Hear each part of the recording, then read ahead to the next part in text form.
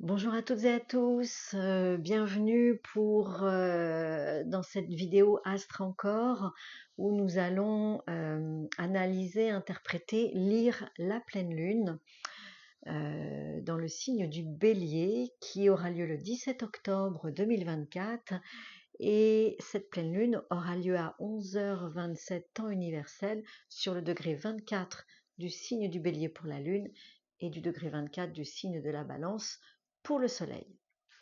Cette pleine lune fait suite à la nouvelle lune du 2 octobre qui se vivait dans le signe de la Balance et rappelez-vous, à l'occasion de cette nouvelle lune, le ciel étoilé nous parlait de descendre à l'intérieur de nous, à la rencontre de notre enfant intérieur, à la rencontre des blessures de notre enfant intérieur qui peuvent être subtiles, profondes, car cette nouvelle lune était conjointe à la planète Mercure, au nœud sud et à la lune noire.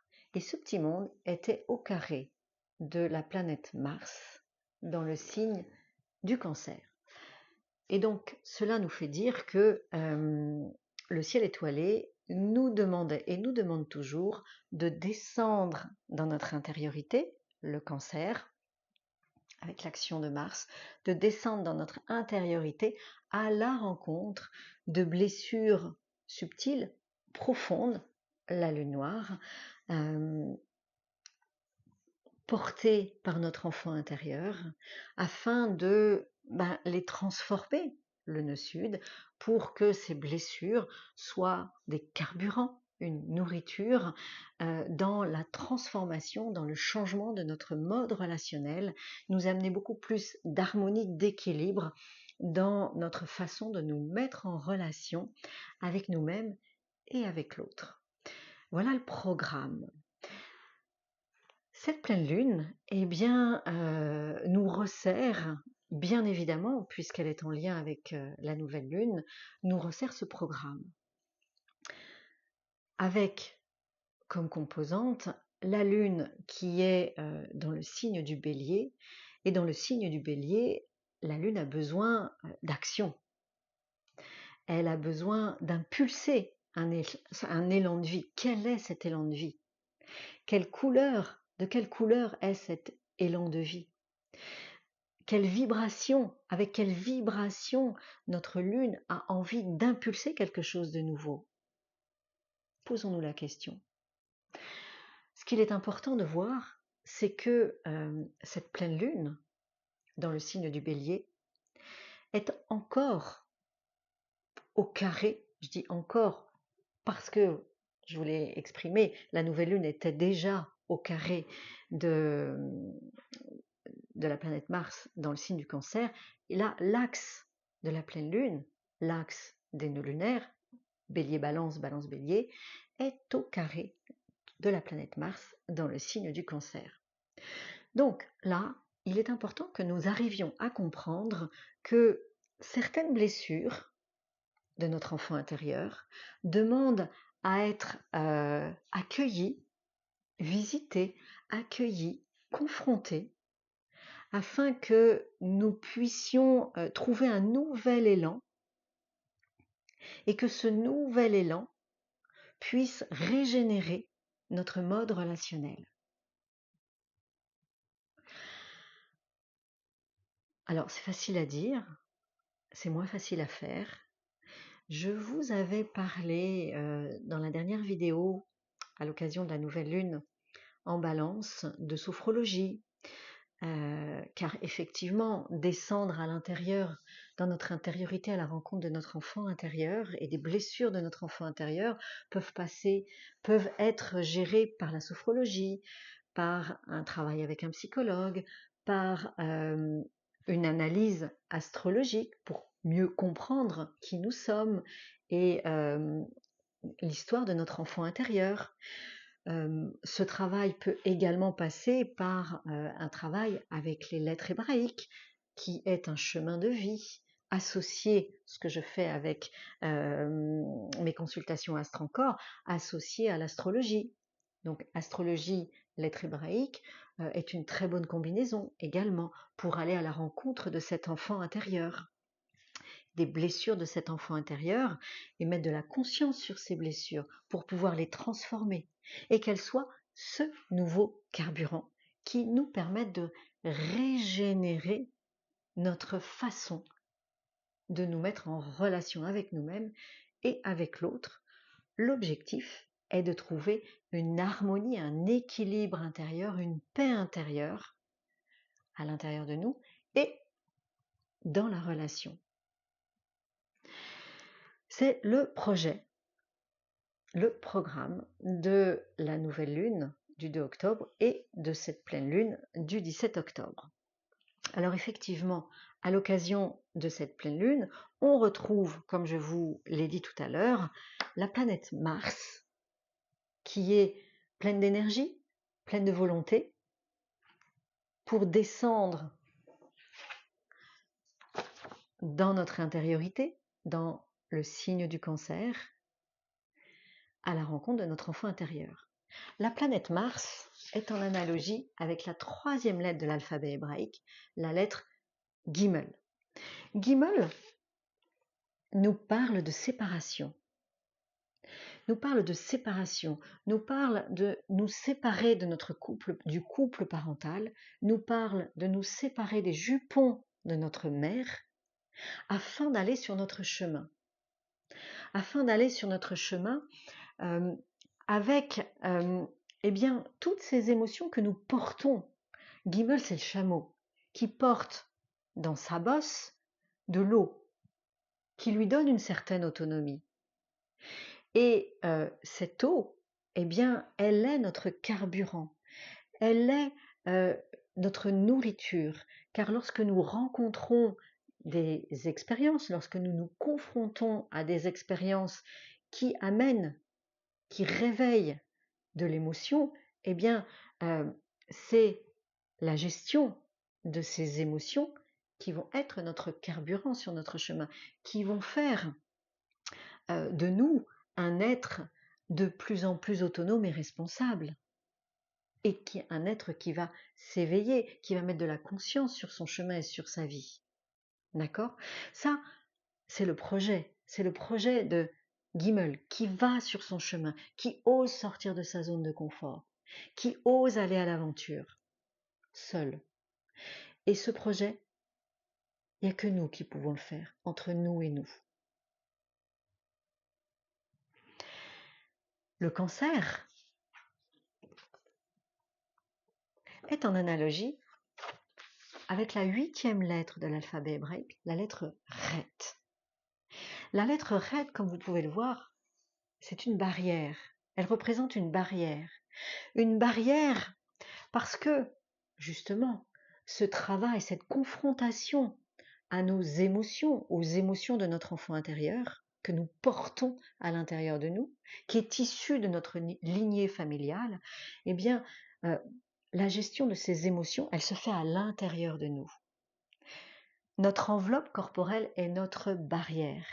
Ne faisons pas comme la chèvre de M. Seguin qui va sauter la barrière parce que, cassos, taillos, on n'a pas envie de se confronter à des émotions qui peuvent être fortes, qui peuvent être déstabilisantes, déboussolantes. On préfère sauter la barrière car l'herbe est plus verte de l'autre côté, semble-t-il. Le travail qui nous est demandé à l'occasion de cette nouvelle lune, de cette pleine lune, de cette lunaison dans le signe de la Balance, ce travail, je le répète, c'est de descendre à la rencontre de notre enfant intérieur, des émotions de notre enfant intérieur qui vont être le carburant, la nourriture d'un nouveau mode relationnel. Et un mode relationnel qui amène de l'équilibre, de la paix à l'intérieur de nous et dans la relation. Lorsque nous aurons géré avec l'énergie de Gimel, lorsque nous aurons géré nos émotions, eh bien à ce moment-là, nous aurons l'énergie pour sauter la barrière, mais pas avant. Alors, cette pleine lune, elle est intéressante à plusieurs titres. Déjà, on remet l'accent sur la planète Mars, qui est vraiment le centre d'intérêt de cette pleine lune, comme il l'était de la nouvelle lune. Et puis, on voit que cette pleine lune est très bien accompagnée, très bien soutenue, comme d'ailleurs la nouvelle lune du 2 octobre. Car à l'occasion de cette pleine lune, eh bien, nous avons à nouveau un beau cerf-volant, nous avons un beau triangle d'eau qui est construit pas tout à fait avec les mêmes planètes que le triangle. Enfin, il y a une planète qui change par rapport au triangle d'eau dont je vous avais parlé à l'occasion de la précédente, de la nouvelle lune en balance. Là, le triangle d'eau, il est toujours construit avec Mars en Cancer, signe d'eau, Vénus en Scorpion, signe d'eau, qui est en fin Scorpion, et Neptune en Poisson, signe d'eau.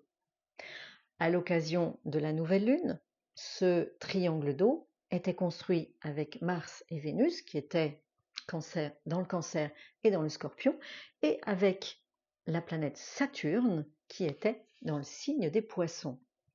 Saturne a passé la main à Neptune, dont le rôle est d'éveiller notre Mars, nos actions, notre volonté, et notre Vénus, notre façon de nous mettre en relation avec nous-mêmes, avec notre estime, avec notre amour, notre mode relationnel qui demande de l'éveil, de la clarté, de la lumière, afin de nourrir avec justesse l'énergie de Mars dans sa descente dans notre intériorité.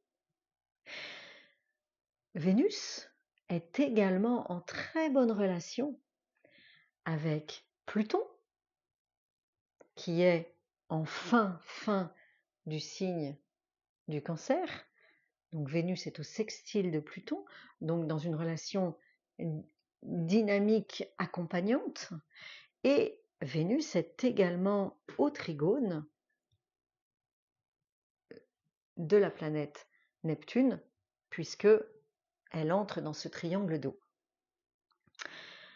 Vénus est également en opposition à Uranus dans le signe du Taureau, dont la planète Vénus, dont la planète maîtresse est Vénus.